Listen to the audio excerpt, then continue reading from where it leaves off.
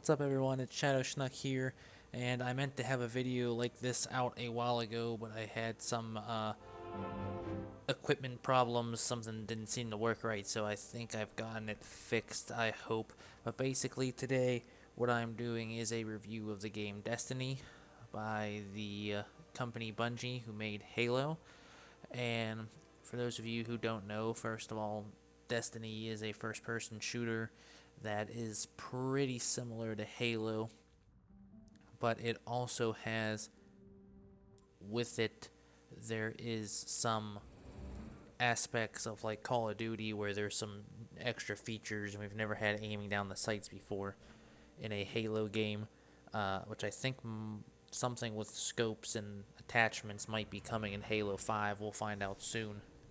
But anyway, besides that, it adds MMO aspects to the game in the fact that there are people you can interact with to buy stuff, swap things. You could do quests. You can go into areas that are public, and you can interact with other players like I will be able to do here soon. Did you see that? I think that patch of chitin just blinked at me. Not exactly sure what my ghost is talking about, what he just said there, but anyway, you can go in and do stuff with other people.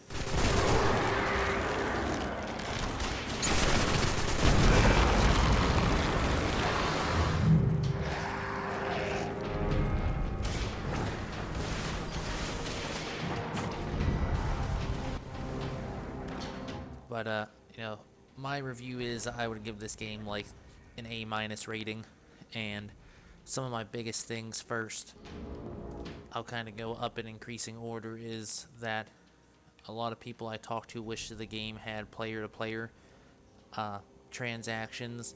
Like, we know there's the vault, you can trade between your characters you have created. It'd be nice if you could trade armor and equipment and stuff with people. For example, I always use hunter stuff, and I get something for a warlock or a titan, and it doesn't really help me because I'm not a warlock or a titan. So that would be the first thing that's pretty cool.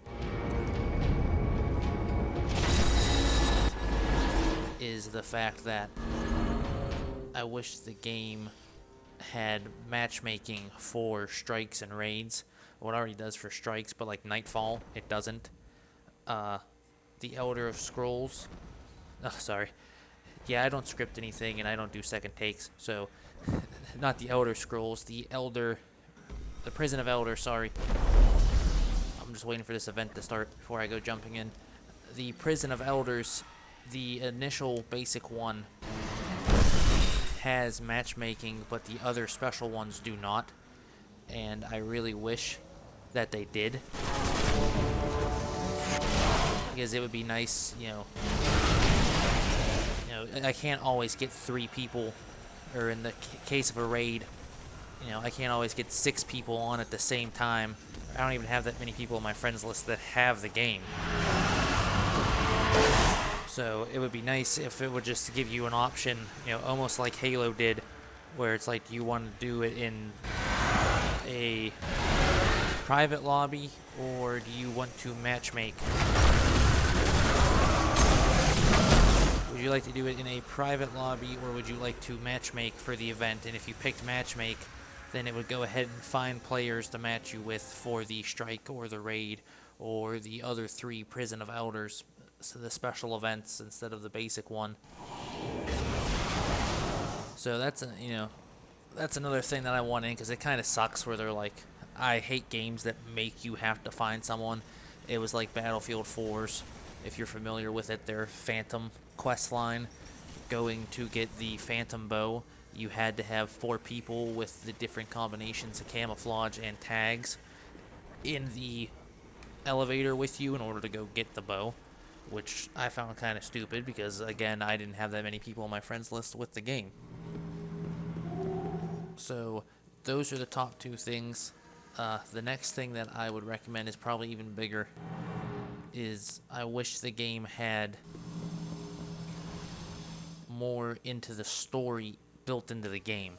The cards on Bungie.net are great to look at and read, but they provide a lot of stuff that's like in between the story that I wish you would see. I wish there was more cutscenes. I wish there was more NPC interaction.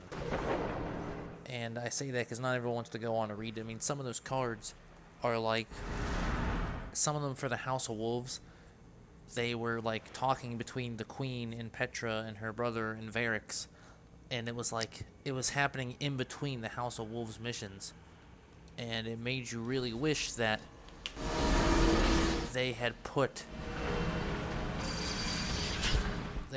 those cards into the game somehow, like a cutscene. Like there's one where Skolas, sends a transmission or something, and Varric says it's gibberish about the light meeting the dark, and then the Queen raises her eyebrow and says, Petra, tell the Guardian, which is the player, that I want him taken alive instead of killed. So it's like, you're playing the mission, and it's like, oh, this is the Queen, I want him alive. You're like, okay, but if you had seen why she wanted him alive, then maybe it would have been a little bit better of an understanding for the mission. So really, the game's pretty good. I think it's missing some chunks that would make it a little bit better developed. Add in the cutscenes, give the matchmaking option, the stuff. I mean, if you want to do it private, you can do it private or just with your. You can do it private or just with your fire team.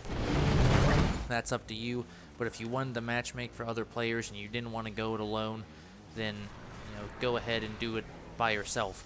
But they shouldn't make you have to, get with someone to do that stuff.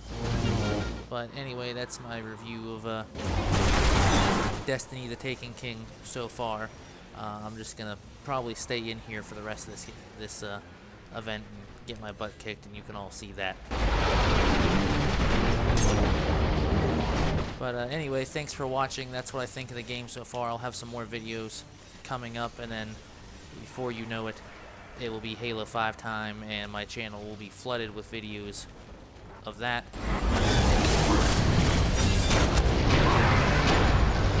I'm not very sure where they just hit me. But like I said, thanks for watching, everybody. I'm going to go fight these guys. I'll leave the rest of this playing while it's up. Hope you like and subscribe. Thanks.